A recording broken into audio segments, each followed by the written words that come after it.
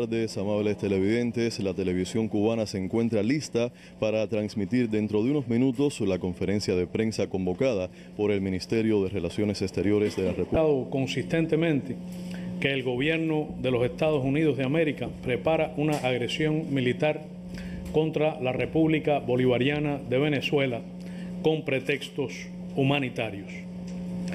En los discursos del primer secretario del Comité Central de nuestro partido, el 26 de julio de 2018 y el 1 de enero de 2019, en los discursos del presidente de los consejos de Estado y de ministros, compañero Miguel Díaz-Canel Bermúdez, en julio del año pasado y en fecha más reciente, han alertado sobre las gravísimas consecuencias económicas, políticas, sociales, humanitarias y para la paz y la seguridad regionales que tendría una nueva aventura militar de los Estados Unidos en nuestra América.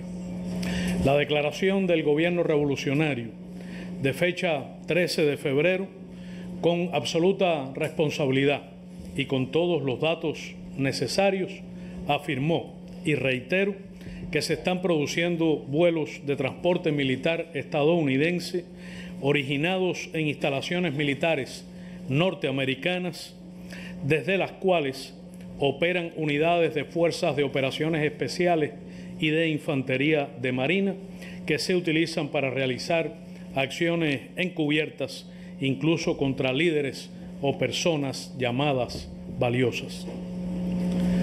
Con absoluto desconocimiento de los gobiernos de los territorios concernidos y total irrespeto por la soberanía de esos estados, continúa la preparación de una acción militar con pretexto humanitario. El presidente Donald Trump, ayer en la tarde, y otros altos funcionarios y voceros del gobierno estadounidense han repetido y confirmado que la opción militar está entre las que se consideran. Ayer el presidente Trump dijo: todas son posibles. Según la propia prensa de los Estados Unidos, altos mandos militares estadounidenses que no jamás se han ocupado de ayuda humanitaria, han tenido reuniones con políticos norteamericanos y de otras naciones y han realizado visitas a lugares evidentemente relacionados con el tema que nos ocupa. Todos asistimos a la fabricación de pretextos humanitarios. Se ha fijado una fecha límite para forzar la entrada de ayuda humanitaria mediante la fuerza, lo cual constituye por sí mismo un contrasentido. No es posible que la ayuda verdaderamente humanitaria descanse en la violencia, en la fuerza de las armas o en la violación del derecho internacional. Es una violación, este mero enfoque del derecho internacional humanitario, que revela la politización de la ayuda humanitaria, como en otros momentos se han utilizado causas nobles de reconocimiento universal como pretexto para desarrollar agresiones militares. Habría que preguntarse, ante el establecimiento de una fecha límite, ante la declaración sostenida de que la ayuda humanitaria va a penetrar de todas maneras ese día en territorio venezolano, contra la voluntad soberana de su pueblo y la decisión de su gobierno constitucional, ¿qué objetivos se persiguen? ¿Cuáles pudieran ser que no sean generar un incidente que ponga en riesgo la vida de civiles, que provoque violencia o circunstancias impredecibles?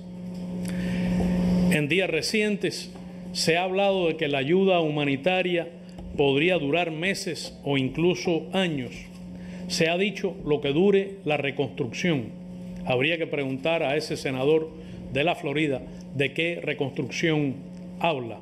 Estamos hablando de una nación que no está en guerra ni ha sufrido una guerra, pero se sabe que es excelente negocio para las compañías estadounidenses la guerra primero para el complejo militar industrial y después la llamada reconstrucción. El gobierno de los Estados Unidos continúa ejerciendo presiones a los Estados miembros del Consejo de Seguridad de las Naciones Unidas para forzar la adopción de una resolución que sería la antesala de una intervención humanitaria. En su articulado contiene el diagnóstico de un quebrantamiento, una situación de quebrantamiento de la paz y la seguridad en esa hermana nación e insta a todos los actores internacionales y de cualquier naturaleza a utilizar las medidas necesarias. Es conocido por precedentes incluso recientes que ese lenguaje generalmente es seguido por otro, llamando a zonas de exclusión aérea, protección de civiles, establecimiento de corredores humanitarios al amparo del capítulo 7º que autoriza el uso de la fuerza. Tenemos la esperanza de que el Consejo de Seguridad de las Naciones Unidas haga prevalecer su vocación y su responsabilidad como el principal garante de la paz y la seguridad internacionales y no se preste a aventuras militares. Llamamos a sus miembros a actuar con apego al derecho internacional y a defender la paz preciosa para la humanidad, para nuestra América y también para el pueblo venezolano.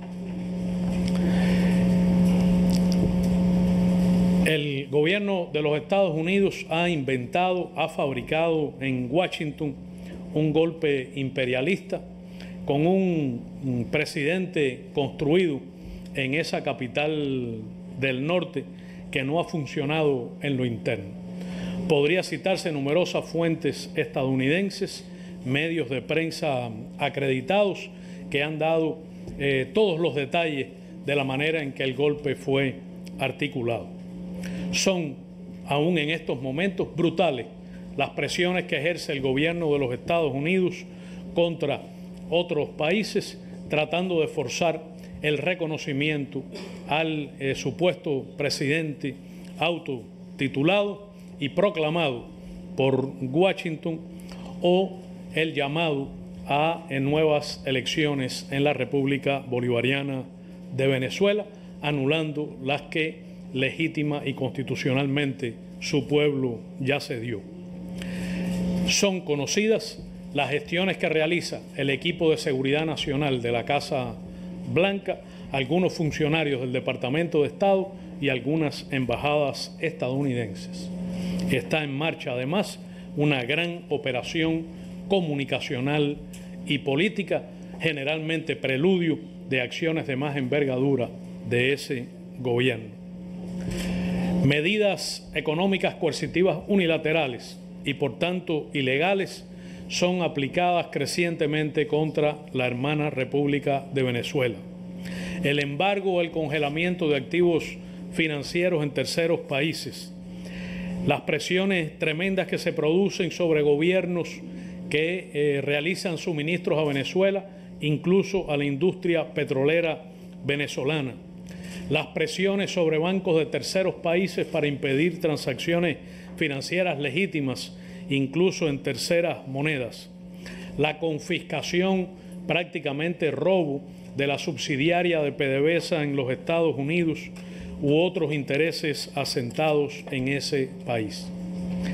Estas medidas configuran una gruesa violación del derecho internacional y también del derecho internacional humanitario, provocan privaciones y daños humanos y son totalmente incompatibles con hipócritas llamamientos de los mismos responsables de la aplicación de esas crueles medidas a prestar ayuda humanitaria. Las cifras son obscenas. Se ha hablado de ayuda humanitaria de unos 20 millones de dólares a un país que está siendo privado de más de 30.000 millones de dólares por esas medidas arbitrarias, ilegales e injustas. El gobierno de la República de Cuba llama a la comunidad internacional a actuar en defensa de la paz, a evitar con el esfuerzo conjunto de todos, sin excepción, una intervención militar contra la República Bolivariana de Venezuela.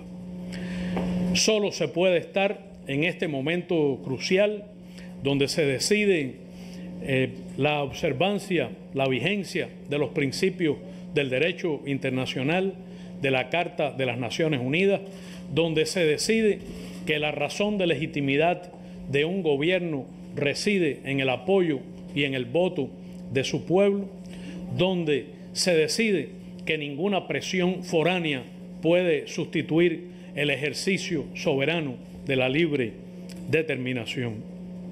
En estas circunstancias solo se puede estar a favor o en contra, solo se puede estar a favor de la paz o en contra de la guerra. Alentamos al mecanismo de Montevideo, en especial al gobierno de los Estados Unidos mexicanos, de la República del Uruguay, a los gobiernos de la Comunidad del Caribe y del Estado Plurinacional de Bolivia, a continuar haciendo sus mayores esfuerzos en estas condiciones de urgencia para propiciar una solución basada en el diálogo y en el absoluto respeto a la independencia y la soberanía de Venezuela y a la validez de los principios del derecho internacional, en especial el de no intervención. Convocamos a una movilización internacional por la paz contra la intervención militar de Estados Unidos en América Latina, contra la guerra, por encima de diferencias políticas, de diferencias ideológicas, a favor de un bien supremo de la humanidad, que es la paz, que es el derecho a la vida. Llamamos a todos los gobiernos, parlamentos, fuerzas políticas, movimientos sociales, populares, indígenas, organizaciones gremiales y sociales, sindicatos, campesinos, mujeres, estudiantes, intelectuales y artistas, académicos, especialmente a los comunicadores y periodistas, a ustedes, a las organizaciones no gubernamentales, a los representantes de la sociedad civil. Al propio tiempo, el gobierno de la República de Cuba reitera la firme e invariable solidaridad con el presidente constitucional Nicolás Maduro Moros, con la revolución bolivariana y chavista, con la unión cívico-militar de su pueblo, y afirmamos que en la hermana República Bolivariana de Venezuela hay que defender hoy los postulados de la proclama de la América Latina y el Caribe como zona de paz. Hay que defender hoy allí la soberanía de todos, la independencia de todos y la igualdad soberana de los estados. Asistimos asombrados en la tarde de ayer al discurso del presidente Donald Trump. Sorprendentemente, decretó el fin del socialismo y anunció un nuevo día para la humanidad. Proclamó solemne que por primera vez en la historia habrá un hemisferio libre de socialismo. Curiosamente, habló también de avances en las negociaciones con un gran país socialista y escogió a otro para sostener una importante cumbre. ¿Cuántas veces personajes en Estados Unidos han decretado el fin del socialismo o el fin de la historia? El presidente Trump homenajeó a grandes líderes presentes en el evento de la Florida. Un gobernador, un par de senadores, un representante, un embajador, todos republicanos fundamentalistas. Y 5 minutos después, al parecer le avisaron o se percató de que había sido profundamente injusto al omitir el nombre de John Bolton, también allí presente. Bolton ha sido un armador de guerras durante décadas, el principal organizador del golpe de Estado en Venezuela y un abogado permanente de la opción militar. El presidente de los Estados Unidos se refirió a la dignidad humana. Al parecer olvida que es en el capitalismo y en particular en el imperialismo donde prevalece la injusticia, la explotación, la manipulación de las personas. Criticó la corrupción, quizás sin reconocer que el sistema político norteamericano es corrupto por naturaleza, que es donde imperan los intereses especiales o contribuciones corporativas, donde manda el dinero y ahora los datos, el Big Data, donde las elecciones se ganan manipulando a la gente. Habló de democracia sin mencionar a los millones de ciudadanos estadounidenses, mayormente negros e hispanos, excluidos del voto. De los 40 millones de pobres, la mitad de ellos niños. Olvidó mencionar a los más de 500.000 personas que viven sin casa, sin techo en ese país. Quizá ignora que allí prevalece un patrón racial diferenciado, desde la aplicación de la pena de muerte, el sistema penitenciario, las sanciones judiciales o incluso en la brutalidad policial que vidas de afroamericanos cuesta permanentemente. No mencionó la falta de sindicalización de los trabajadores estadounidenses, ni que las mujeres en ese país carecen del derecho a un salario igual por trabajo igual. Mencionó a los migrantes venezolanos, pero no habló del muro en el río Bravo. No mencionó los menores centroamericanos que son separados cruelmente de sus padres y algunas muertes de ellos en detención. No se refirió a la represión de los migrantes, ni de las minorías, ni a los asesinatos a manos de la patrulla fronteriza. El presidente Trump prometió éxito a los golpistas y dijo, cito, porque Estados Unidos está detrás de ustedes respaldándolos. Fin de la cita.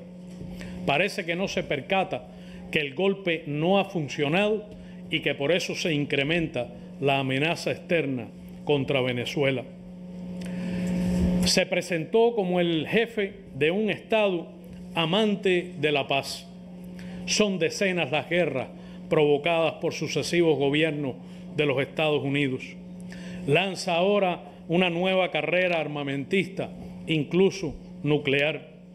Es el país donde se ha torturado y se tortura.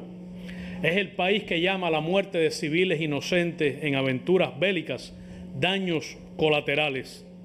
Es el país que ha enviado a decenas de miles de jóvenes estadounidenses como carne de cañón a morir en guerras de despojo imperialista. Es el país que lanzó una guerra que ha provocado más de 1 millón de muertos sobre la base de la mentira de la existencia de armas de exterminio en masa en Irak. Algunos de los protagonistas actuales fueron responsables también de aquella. Son los que ahora mienten también sobre Venezuela. Dijo el presidente que el socialismo no respeta fronteras. Es el imperialismo que ocupó militarmente a Cuba más de una vez, que impidió nuestra independencia hasta la entrada en La Habana del comandante en jefe Fidel Castro Ruz. Fue el país que despojó a México de más de la mitad de su territorio, que impuso crueles dictaduras militares en América Latina y que hoy mantiene bases militares agresivas prácticamente en todo el planeta. Dijo el presidente Trump que el socialismo promete la unidad, pero provoca odio y división. Extraordinario cinismo, extraordinaria hipocresía. Es el representante de un gobierno amoral, de un sector rechazado incluso por los partidos tradicionales estadounidenses, que aplica la política sucia, que atiza con el lenguaje de odio y división la polarización de la sociedad y que incluso altos exponentes conservadores han denunciado, porque falta a las mínimas leyes de decencia en la política. Dijo también el presidente que nada es menos democrático que el socialismo. Señor presidente Trump, intente una reforma constitucional, haga un referendo de sus políticas, respete la voluntad de sus electores. Recuerde que usted es presidente habiendo perdido el voto popular por más de 3 millones de boletas. Es infame la acusación del presidente de los Estados Unidos de que Cuba mantiene un ejército privado en Venezuela. Lo conmino a que presente evidencia. Nuestro gobierno rechaza esa calumnia en los términos más enérgicos y categóricos, a la vez que reafirma el deber y el compromiso de seguir prestando la modesta cooperación en la que participan algo más de 20.000 cooperantes cubanos, todos civiles, el 94% de ellos de la salud, otros en educación, como hace en 83 países del mundo. Los cubanos continuaremos nuestro propio rumbo y nos preparamos para un exitoso referendo en apenas pocos días. Seguiremos trabajando serenos, consagrados, imbuidos de la certeza de que disponemos de las herramientas suficientes para construir nuestro futuro. Los colaboradores cubanos en Venezuela durante el sábado y domingo pasado ejercieron ya su voto en el referendo. Lo hicieron de manera masiva. Ellos cuentan a sus familiares, que lógicamente se inquietan por las noticias que se reciben, que pese a las circunstancias viven con normalidad en Venezuela, que no es cierto que hay cientos de miles de venezolanos muriendo de hambre, como dicen algunos voceros mendaces, y reafirman que continuarán cumpliendo su labor profundamente humanitaria. Rechazo con firmeza el intento de intimidación del presidente Trump hacia quienes de manera totalmente soberana, en ejercicio de libre determinación, hemos decidido construir y defender el socialismo, y la intimidación hacia numerosos partidos, organizaciones y personas que, amantes de la justicia, de la equidad, del desarrollo social y ambientalmente sostenible, adversarios de la explotación, del neocolonialismo, del neoliberalismo y la exclusión, han abrazado con profunda convicción las ideas socialistas y revolucionarias, bajo el convencimiento de que un mundo mejor no solo es posible, no solo es indispensable, sino que es inevitable. Como han reconocido numerosos analistas y políticos estadounidenses, el discurso de ayer de la Florida fue muy electoral. Quiere intimidar no solo a las fuerzas socialistas y comunistas, sino también a los líderes demócratas, a los votantes, en especial a los jóvenes votantes inconformes con el sistema.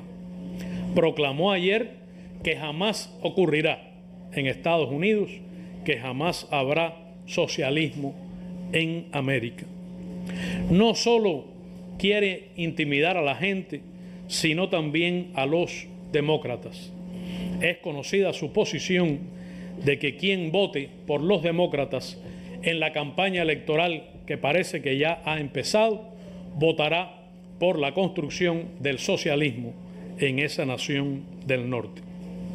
El aporte teórico principal de Trump en su discurso de ayer fue la incorporación del macartismo a la doctrina Monroe, en la defensa de un único poder imperialista, al que sumó un anticomunismo extremo, visceral, pasado de moda, esencialmente viejo, anclado en la Guerra Fría. No cobrará ningún derecho de autor. El presidente Reagan y antes el primer ministro Churchill se anticiparon a tratar el tema. Hace 71 años Churchill dijo, y cito, «El socialismo es la filosofía del fracaso, el credo de la ignorancia y el evangelio de la envidia». Hace 36 años Reagan afirmó, «Creo que el comunismo es otro capítulo triste y extraño en la historia de la humanidad, cuyas últimas páginas, incluso ahora, es decir, entonces, se están escribiendo. Creo esto porque la fuente de nuestra fortaleza en la búsqueda de la libertad humana no es material, sino espiritual». Fue una torpe y burda declaración de dominio imperialista sobre nuestra América martiana. Hemos visto el futuro de Cuba aquí en Miami, dijo ayer el presidente norteamericano. Se equivoca. El futuro de Cuba está aquí. Con medidas adicionales de bloqueo o sin ellas, el futuro lo decidimos las cubanas y cubanos. Hemos hecho, construimos y defenderemos una revolución socialista en sus narices. Hay que recordar la derrota de la dictadura de Batista, establecida y sostenida por gobiernos imperialistas. Nos enorgullecemos de la victoria de Playa Girón o Bahía de Cochinos, de nuestro valor frente al riesgo de holocausto en la crisis de octubre, de nuestra respuesta firme y viril frente al terrorismo de Estado, la voladura de un avión civil en vuelo, 3.478 muertos, 2.099 cubanas y cubanos con discapacidades. Al presidente Trump le reiteramos que será invariable nuestra lealtad a Fidel y a Raúl y que el proceso de continuidad que encabeza el presidente Díaz-Canel es permanente e irreversible. Estaremos unidos junto a nuestro Partido Comunista de Cuba. Hemos escrito entre todos esta nueva Constitución y votaremos por ella el 24 de febrero por la patria y el socialismo. Será también una respuesta al discurso del presidente Trump.